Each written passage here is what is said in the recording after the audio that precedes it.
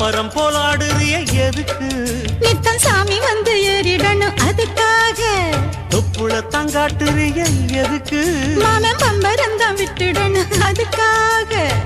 சும்மா நாச்சு பார்க்கும் போது சூட்டனைய ஏத்துற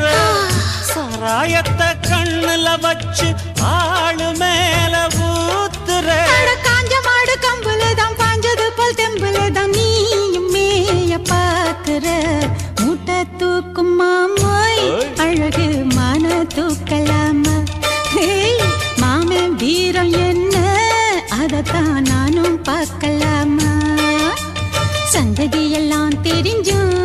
ஏயா சொதப்புற இப்படி சங்கதியெல்லாம் தெரிஞ்சும் ஏயா சொதப்புற இப்படி சொர்க்க வாசல் கதவு உனக்கு